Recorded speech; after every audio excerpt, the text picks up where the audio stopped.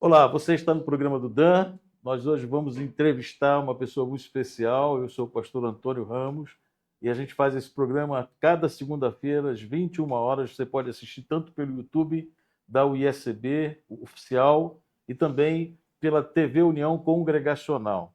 Cada segunda-feira, um novo entrevistado. Sempre são pastores, psicólogos, homens. Hoje nós temos uma entrevistada, a primeira entrevistada do programa do Dan. Hoje a gente vai conversar com a educadora Maria Laura Borges Ramos. O sobrenome dela já dá para você identificar, é minha esposa, né? Há 34 anos nós somos casados. Laura é minha ajudadora, digamos assim, de acordo com a palavra de Deus, e eu dela também, né? No ministério que o Senhor confiou a nós. Né? Eu sou pastor, ela não é pastora, e a gente vai falar um pouco do que essa caminhada. Né? Nós temos juntos no ministério, exercendo o ministério pastoral, porque eu exerço e ela está sempre ao meu lado, mais de 20 anos. Né? Há 24 anos atrás, a gente estava iniciando o ministério pastoral. E, para a glória de Deus, Laura sempre esteve ao meu lado. Então, eu queria dar oportunidade a ela para que ela possa se apresentar e cumprimentar, então, os nossos web espectadores. Laura, seja bem-vinda ao programa do Dan. Olá, sou Maria Laura, esposa do pastor Antônio, mãe da Ana Beatriz e Ana Carolina, tenho 2 netos e estamos seguindo aí a vontade de Deus. Então, a Laura é professora, ah, trabalhou durante 25 anos dando aula para crianças. Ela trabalhava no primeiro segmento, é servidora pública municipal, aposentada já. Aposentou cedo, né? Porque professoras aposentam cedo. E a gente, então, tem convivido todos esses anos de casamento, e Deus tem construído uma família que tem trazido muita alegria para nós. Por que eu trouxe a Laura no programa do Dan? Porque eu sei que o programa do Dan também é um programa assistido não só pelos pastores, mas pelas esposas dos pastores.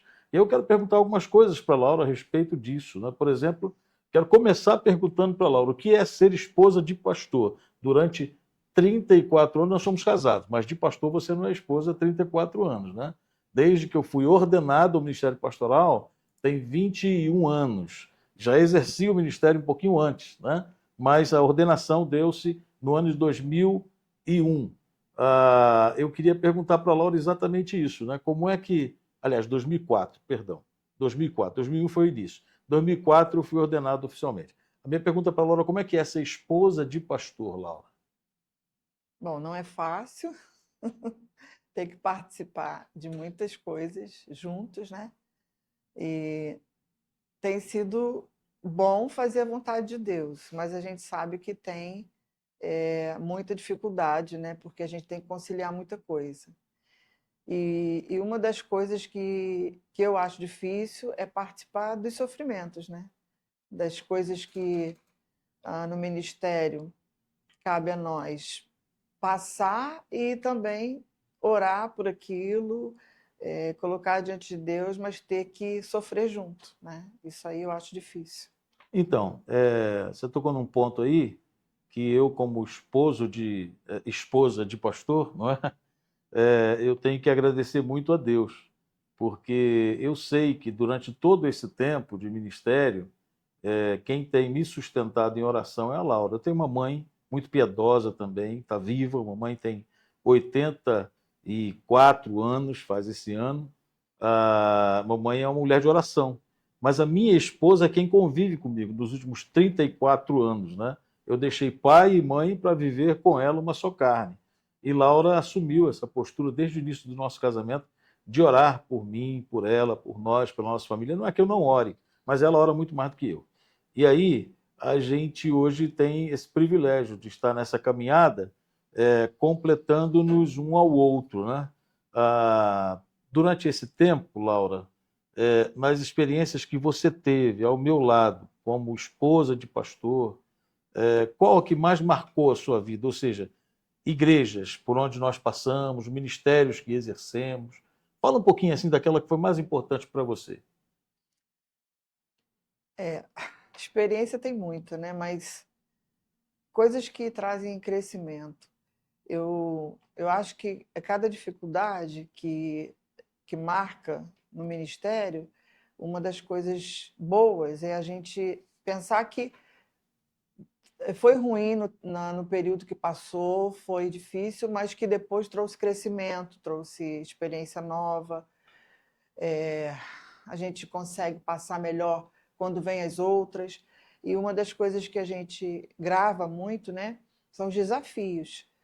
Chegar numa igreja que praticamente está sem objetivo, sem propósito, e de repente Deus levanta pessoas através da nossa vida, pessoas que vêm ajudar, que vêm somar, que vêm orar junto, que vêm trazer uma nova perspectiva para o trabalho. Isso aí marca porque deixa mais leve, né, o ministério.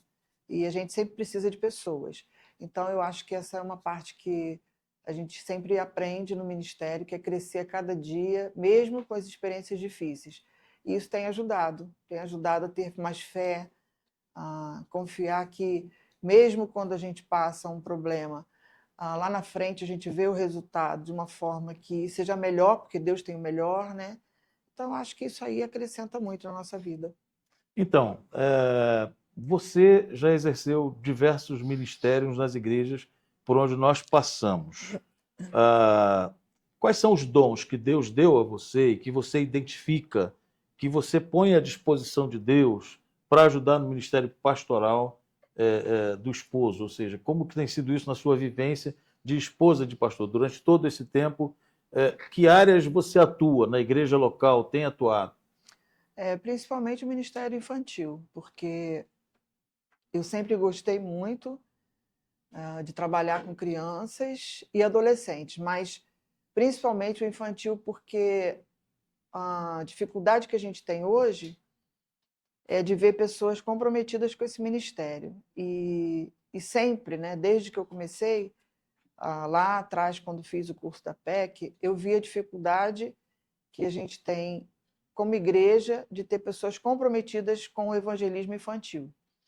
E eu vejo na escola bíblica uma oportunidade muito boa de praticar isso, porque as crianças vêm, a gente não sabe se em casa tem leitura da Bíblia, se tem cultinho doméstico, a gente não sabe se os pais são convertidos, mas a gente vê que as crianças, quando chegam na igreja, elas têm uma sede muito grande de aprender. E elas aprendem, e muitas delas, quando chegam de volta nas suas casas, elas são desmotivadas, né? A não continuar crendo no ensinamento que a gente Você está passou. falando de crianças que não são convertidos os pais, né? Isso. Que vêm para a escola bíblica e tal. E eu acho uma oportunidade boa, né, de estar fazendo isso nas igrejas, principalmente na IBD, com crianças, Alcançando as famílias através alcançando delas. através delas. E muitas que são filhos de crentes que já participam em casa de cultinhos, de meditação, de reflexão na Bíblia, coisas que são feitas com a família, já é muito mais fácil, né, a gente ensinar.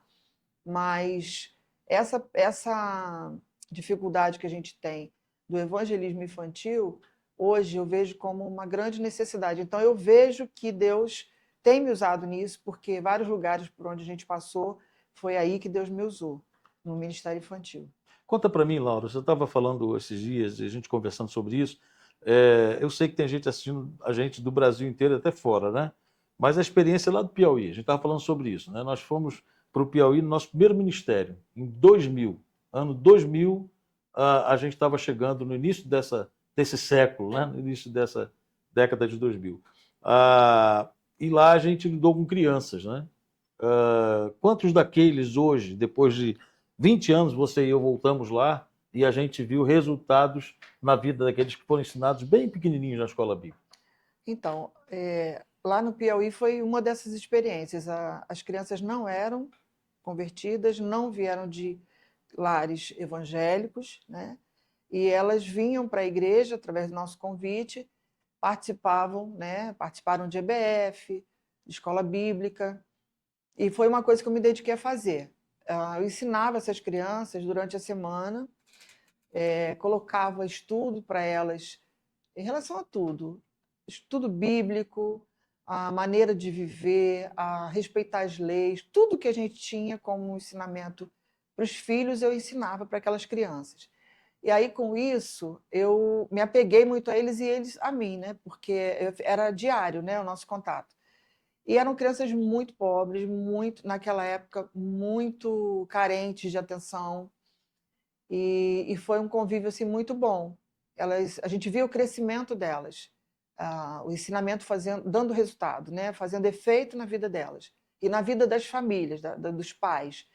E aí, com isso, naquela época, a gente não tinha ideia do que ia acontecer, a gente só fazia o que Deus mandava, né? Que era ensinar e conviver com eles e orientar, né? E mostrar como que é a vida e tal, isso tudo através de Jesus. Os anos foram passando e hoje, para nossa alegria, a gente vê que algumas dessas crianças, que graças a Deus, né, foram quase todas, estão no caminho de Deus, estão na igreja, estão como líderes, né, estão ajudando os seus líderes e criando os filhos já, porque já estamos velhos, né? Não estamos velhos. Naquela época, eles estavam de juniores para adolescentes, e foi uma época que a gente ensinou bastante. E aí, agora, a gente vê casados, né? Agora, Deus transformou tanto a vida deles que eles eram muito pobres. Hoje, eles têm uma vida muito boa, graças a Deus, Tem empresário, financeiramente. Laura. Tem empresário, dono de fábrica, né? E isso foi uma alegria muito grande para nós, porque quem viu aquelas crianças, às vezes, indo à igreja até para comer, hoje elas estão ajudando outros e criando seus filhos na igreja. Então, assim, foi uma alegria muito grande para nós. Então, eu vejo que Deus confirma esse ministério esses anos todos através desse trabalho e de outros que a gente praticou também. Então a tia Laura está mandando um abraço aí, com certeza, que eu sei que ela queria falar, não sei se não fez por causa do programa, mas olha, Mário, Chiquinho, Antônio, Adriana, Priscila, mas quem? Agenilson, né? Recebam aí, os outros também, por favor, não fiquem Tem tristes. alguns que estão em outras igrejas. Se a gente não se lembrou de todo mundo, mas um abraço grande para vocês aí no Piauí, em Parnaíba, tá bom? Que vão assistir o programa depois.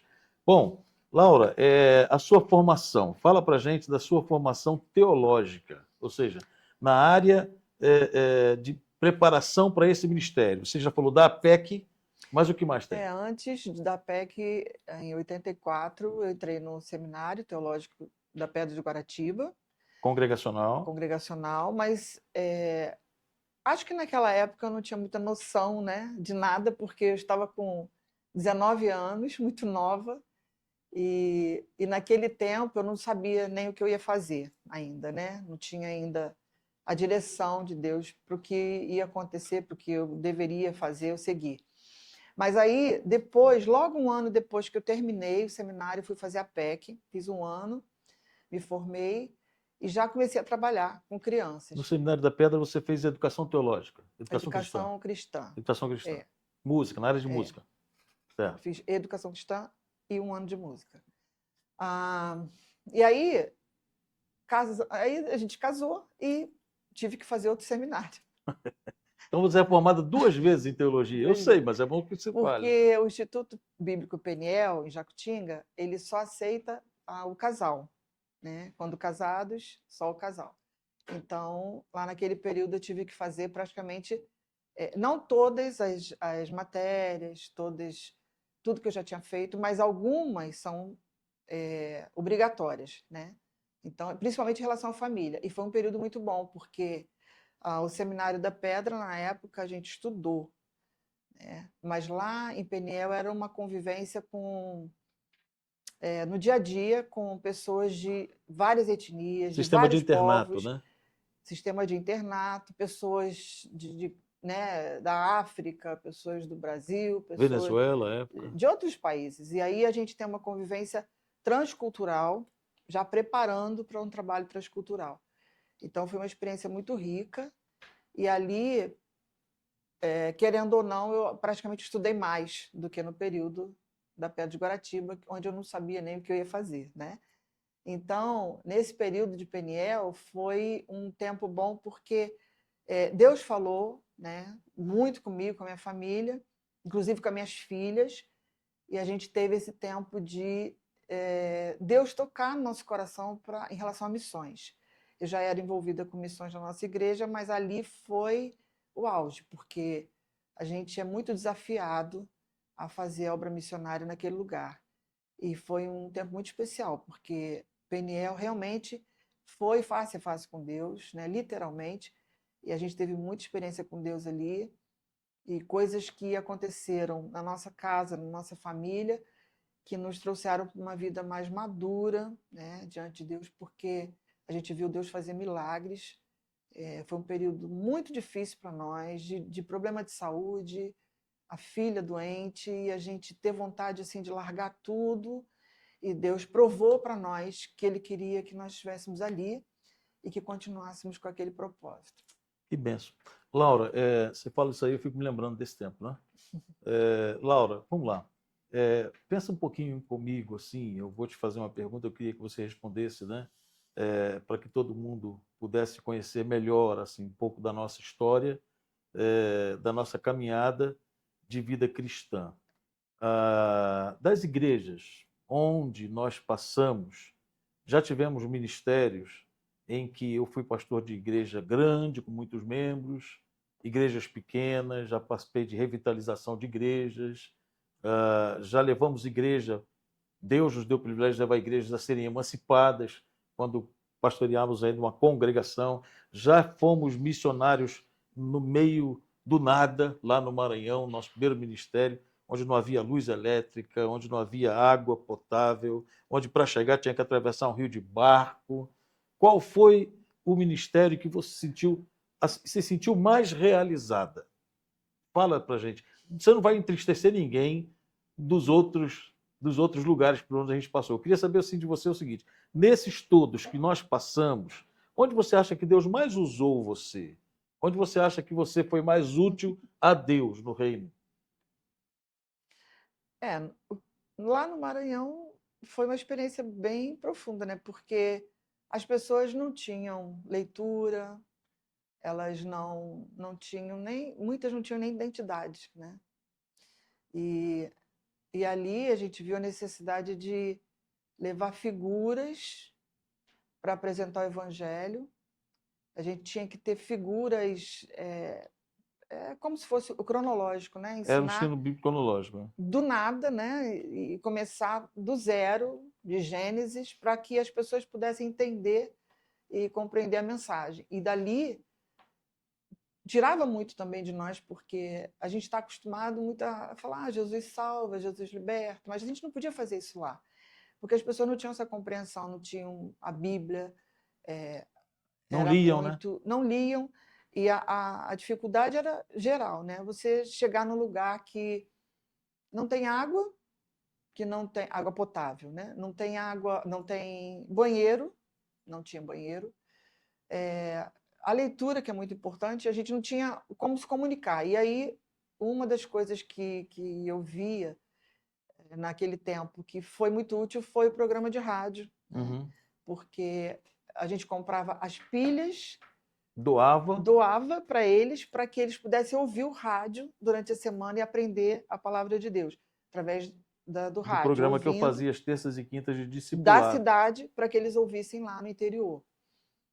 Já existia um grupo de crentes que iam lá, é lógico, né, antes de nós, mas foi um período assim de ensinamento assim muito profundo, porque através daquelas figuras a gente apresentava o evangelho e mostrava, né, tudo, o processo, a criação, o propósito de Deus até Jesus, e aquelas pessoas puderam entender a mensagem através desse trabalho.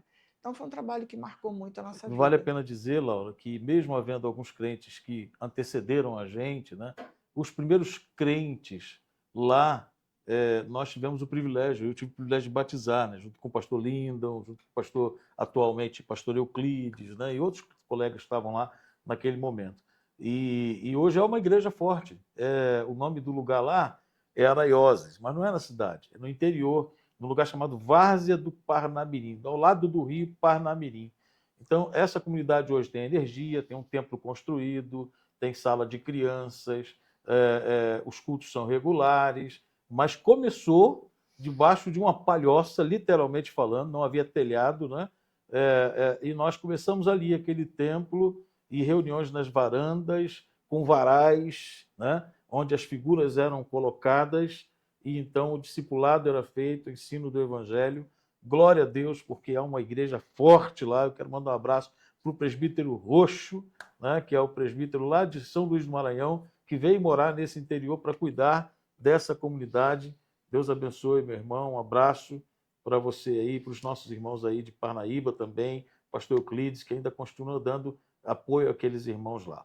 E fora que, assim, a gente se livrou de muitos medos, né? É. Eu tinha pavor, a gente sabia que lá tinha sucuri, que tinha jacaré, que tinha macaco, que tinha cobra. Piranha no E eu Rio. tinha pavor, e a gente atravessava o rio.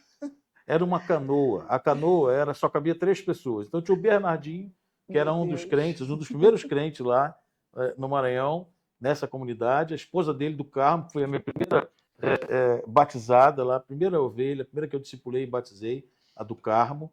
E o Bernardinho atravessava o rio, nós chegávamos do outro lado do rio, onde dava acesso para o carro, eu buzinava, ele atravessava o rio de canoa para nos buscar. E aí tinha que atravessar um de cada vez. Trazia a Laura, depois me trazia, e trazia as meninas com a gente, uma vez ou outra, e a gente atravessava um rio, que naquele rio tinha sucuri, que pegava lá os animais deles, galinha, cabrito, a sucuri pegava esses animais tudo. Ela estava naquele rio, né?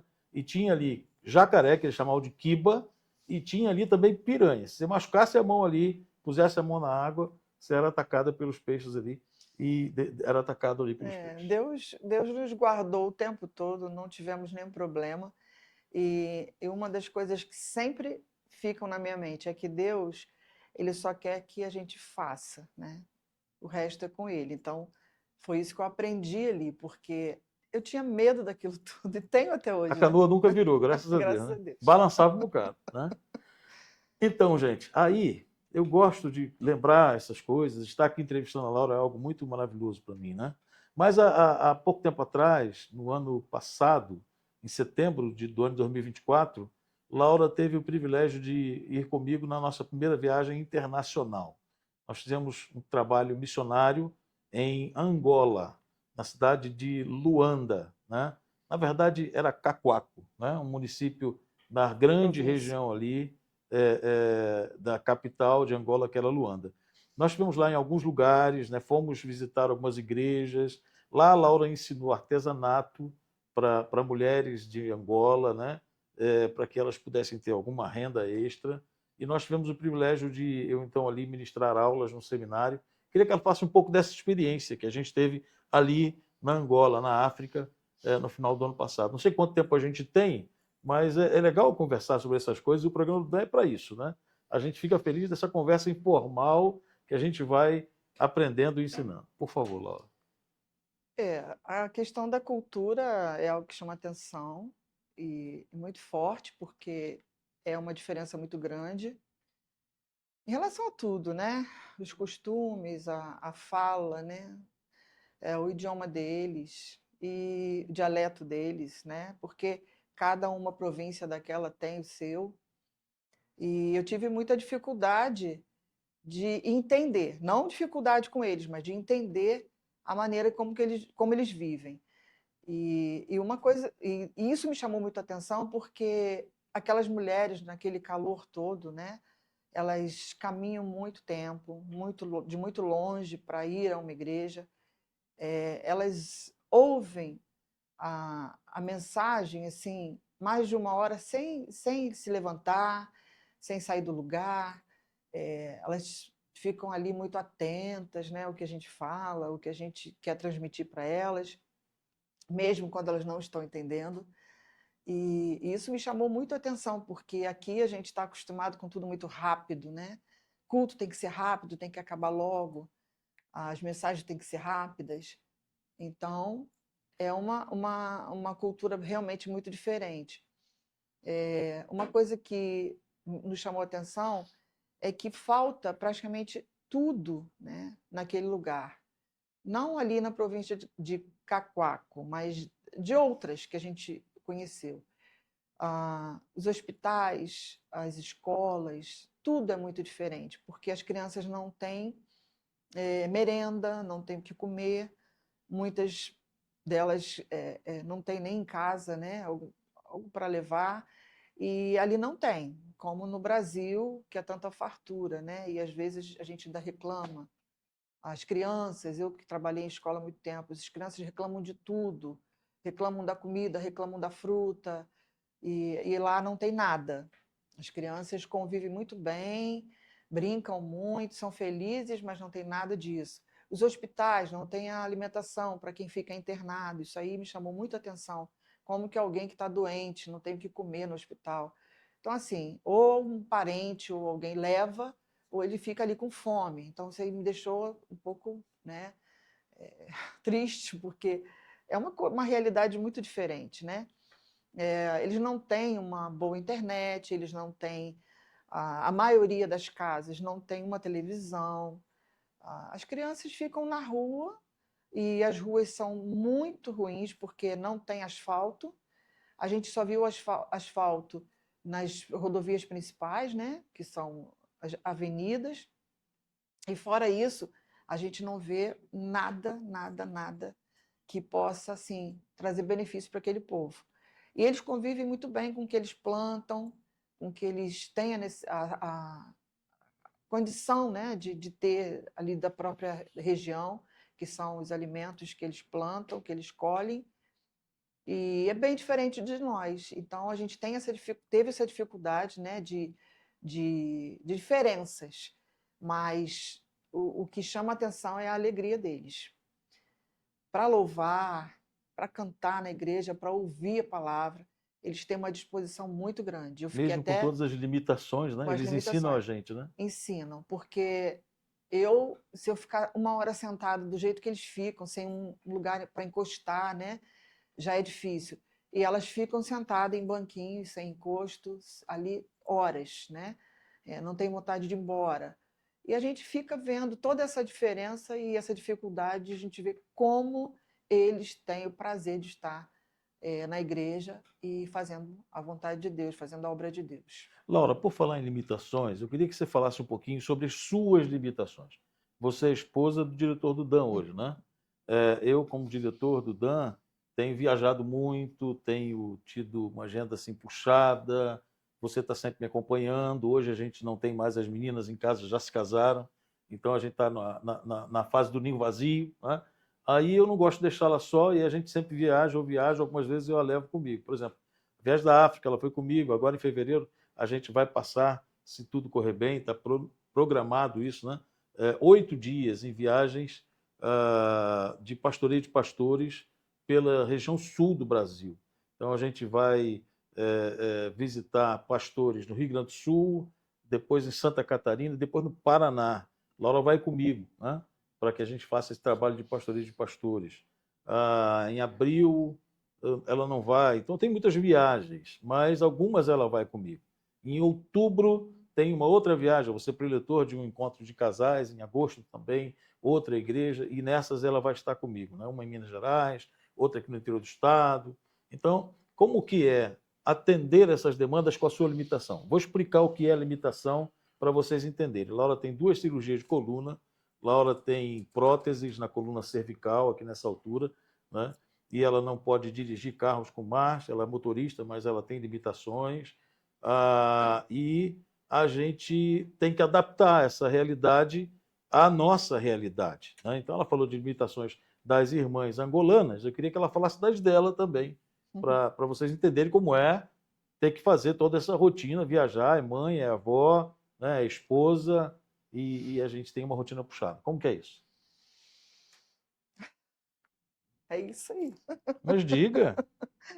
É essa dificuldade. Mas, assim, é, todas as vezes que a gente tem um trabalho para fazer, é colocar diante de Deus e seguir. Mas fácil não é. Não é fácil. E as dores são contínuas, né? Eu tomo medicação, né? Praticamente todo dia. E, e Deus vai sustentando. Uma coisa que eu ouvi há muitos anos atrás de um médico é: você tem que aprender a conviver. Eu acho que eu fiz isso, porque eu não deixo de fazer nada, nem em casa, nem sabe, com os netos, com a casa, com a família, não deixo de fazer. Mas, assim, tem dias, tem crises, quando eu não estou bem, realmente não dá, porque tem as crises mais fortes, né?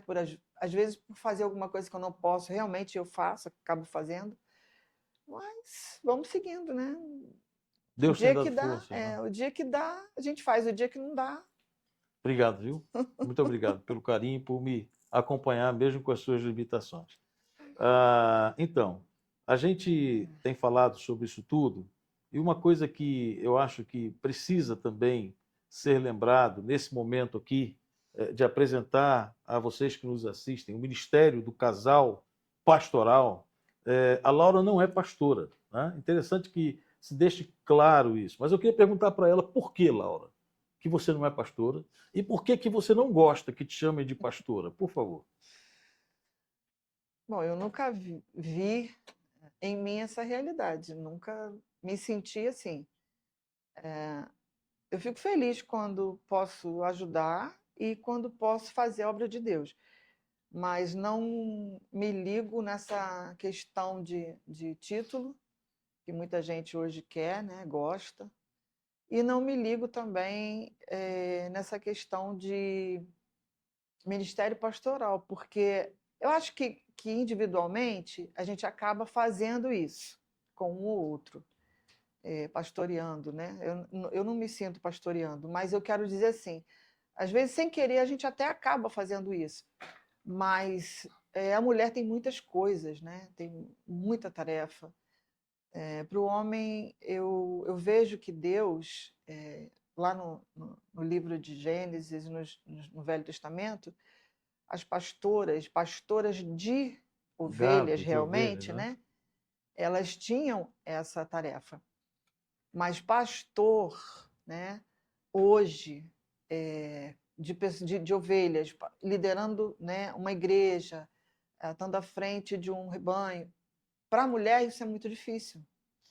Eu sempre vivi assim, porque a gente tem que se dividir em muitas coisas, né? E aí, se você ainda tem que ser pastora, você vai ter que dividir a sua vida de casa com a vida ministerial. E eu não me vejo assim. Então, eu acabo fazendo isso indiretamente, mas não que eu me sinta assim. E às vezes eu fico chateada porque as pessoas falam, pastora. Eu não sou pastora, né? E nem considero, nem gosto desse termo, porque eu acho que hoje as pessoas querem muito título e eu não gosto disso. Então eu fico muito assim constrangida, fico até preocupada às vezes com as pessoas têm me visto ou como veem outras também, mas eu acho que não é para mim não é o ministério. Entendi, entendi. Isso é uma visão pessoal, eu É, respeito, pessoal. todos respeitam, né? Eu também não penso muito diferente de você, mas eu entendo que esse é o seu pensamento e é interessante ouvir você dizer isso. Agora, com relação à família, Laura, o que é que para você traz alegria, assim, de testemunhar, né, do que Deus fez na vida da nossa família como resultado, né, de você ser uma mãe crente em Jesus, que tem uma mãe, Dona Leí, minha sogra, viva, saudável, já idosa, mas muito ativa, crente em Jesus, né? A nossa família, minha também, a minha mãe, eu já falei dela aqui nesse programa. Qual a alegria que você tem, que você pode testemunhar de ter sido hoje consequência dessa geração que vem? Da sua avó, Lloyd, da sua mãe Eunice, né? Fazendo a devida comparação para a vida de fé, de vida cristã de Laura e das nossas filhas e dos nossos netos. Uhum. Minha mãe foi criada numa casa, né, com temor do Senhor e minha mãe, mesmo sendo uma filha adotiva, minha mãe sempre foi muito fiel, muito dedicada e aprendeu com a minha avó, né, que a criou, e sobre o evangelho, e minha mãe sempre foi uma pessoa fiel a Deus. E teve muitos problemas no casamento, mas sempre, sempre, sempre buscando a Deus e fazendo a obra de Deus e servindo ao Senhor. E uma coisa que me marcou muito é que a minha vida de criança, adolescente, eu não vi minha mãe se desesperar com nada do que ela passou. Ela sempre estava de joelho no quarto. Muitas vezes eu abria a porta, minha mãe estava lá orando. Então, isso me marcou. E quando nós casamos e nós tivemos nossas filhas, eu procurei fazer a mesma coisa. E Deus foi tão fiel que hoje eu vejo minhas filhas passando isso para os filhos delas. Então, você fazer um culto doméstico parece assim uma coisa tão normal, mas faz uma diferença muito grande na vida da família. E isso marcou também a minha vida de família. E hoje eu sou muito grata a Deus por ter minhas filhas, criando seus filhos no caminho do Senhor. Então, nós temos 2 netos, né? Aí eu já estou falando da geração que vem depois das meninas. E Laura, durante um bom tempo, agora, né, na atualidade, tem sido mais avó, até mesmo do que esposa, do que mãe, né, das meninas, do que ela tem dedicado a prioridade dela. Eu acho que isso é legal. Eu também faço isso como avô, é uma honra, né, aos nossos netinhos. E ver hoje o Rubem, por exemplo, que é o mais velho, nós temos um neto, filho da nossa filha primogênita, a Bia, né? O Rubem já fez 3 anos, vai para 4 agora em agosto desse ano. Então, ver o Rubem já cantando na igreja, ministrando, com 3 anos, né? Lá no meio do Ministério de Louvor, tocando. A gente fica muito feliz por isso, porque ele conhece a Cristo, ele está sendo ensinado no Evangelho de Jesus. Um dia o Espírito Santo vai dar a ele um novo nascimento, se já não deu, a gente crê que isso vai acontecer em breve. E o Bernardo de 1 ano e 9 meses, mais ou menos, 7 meses. 1 ano e 7 meses, né? Ela sabe melhor do que eu. Também já conhece versículos bíblicos que a mãe fica ensinando, que é a Carol, minha filha caçula, né? Bernardo vai para casa da gente, canta corinhos com a gente, né? Então é muito bom ver que as gerações vêm e elas vão sendo ensinadas no caminho em que nós fomos ensinados, na palavra do Senhor. Um conselho que eu quero dar para você, né? Ensine os seus filhos no caminho em que eles devem andar. Isso é palavra de Deus. Eles não vão se desviar desse caminho. Aconteceu na vida da Laura, aconteceu na minha vida, tem acontecido na vida das nossas filhas e agora também dos nossos netos. Eu sou a 3ª geração de crentes da minha família. As minhas filhas e os meus netos já chegam à 5ª geração. No caso da Laura, também. Então, é ótimo quando a gente vê o cumprimento da palavra de Deus na nossa vida. Agora, a Laura tem uma parte que eu acho muito legal também a gente explorar nesse programa, e a gente já está quase chegando ao final, que é a qualidade de educadora na área também de educação cristã. Ela fez um seminário nessa área. E a Laura se preparou na APEC para ser professora de crianças. Hoje a Laura tem capacidade, Deus deu a ela isso, né? Uma expertise construída com o andar do tempo, né, de ensinar professoras de crianças. Então, ela fez alguns treinamentos já para professoras de escola bíblica de crianças. E eu queria que ela falasse um pouco dessa experiência que Deus deu para ela, né? Como ela vê isso. Tem sido muito bom passar por onde a gente passa e ver, por exemplo, hoje professoras que foram alunas da Laura, né? Exercendo o ministério, ensinando na escola dominical, cuidando. O que é culto para você? Culto é cultinho? Como é que é o culto e o cultinho? Qual é a diferença de cultinho e de culto infantil, né? Ensino na escola bíblica para crianças. Como que você vê isso? Tô velha, né? Você já falou aí que tem professor. Ah, mas imagina. Bom, esse é um erro que muitas igrejas estão cometendo, né? De dar esse nome, né? As crianças vão para o cultinho. A gente aprende que a criança ela vai cultuar a Deus da mesma forma que os outros estão cultuando. O problema é a linguagem, né? A gente precisa tornar a nossa linguagem para a criança mais acessível, mais fácil delas entenderem o Evangelho. Não que a gente vá mentir, porque tem muita gente achando que tem que inventar historinha, né? Que tem que inventar ensinamentos, coisas que não tem nada a ver com a Bíblia. A criança ela é muito, muito esperta, muito tranquila quando ela aprende a verdade. Quando ela aprende a verdade, ela não negocia, ela vai crescer naquela palavra firme e ela vai entender e no momento certo ela vai não só ouvir a palavra, mas ela vai querer também praticar, e no crescimento ela vai dar frutos também. Às vezes do fruto até na infância mesmo, né? Com os pais e tal. Mas uma coisa que a gente aprendeu é que o culto é o mesmo, né? Por que que a gente tem perdido as crianças? Porque a gente acha que tem que inventar muita coisa, né? A gente hoje vê igrejas fazendo coisas que se tornam um entretenimento qualquer, menos a pregação do evangelho, né? Então as crianças já brincam, elas já têm aula de um monte de coisas durante a semana. A criança ela vai para a natação, ela vai para isso, vai para aquilo, ela tem curso, ela tem o celular, tem internet. Na hora que ela chega na igreja, ela tem que entender que ali ela vai para cultuar o Senhor, junto com outras pessoas, porque o culto é diário, né? Mas ela tem que entender isso. Às vezes as pessoas estão inculcando na mente das crianças que elas têm que levar brinquedo, que elas têm que ir lá para brincar, que elas têm que ir lá para ver um filme. Não é pecado passar um filme, mas a maneira como as pessoas estão fazendo está tirando o momento de culto, de adoração, de aprendizado, né? E aí as crianças estão fazendo tudo menos aprender e compreender a mensagem. Então, essa mensagem do evangelho pura, simples, tem que acontecer na igreja. Não só na igreja, mas ali no momento de culto. E aí a gente vê crianças que acham que naquele momento ali elas têm que ir para se divertir, né? A gente já viu isso em algumas igrejas. Os brinquedos, não dá historinha não, porque agora eu quero brincar. E as crianças já chegam já mandando, né, nos professores, dando ordens, né? Então a gente tem visto as coisas serem Inversão de valores, né? inversão de valores, mudadas, né? Então, o evangelho é o mesmo, a palavra é a mesma e o culto deve ser o mesmo também, só que numa linguagem que a criança possa entender.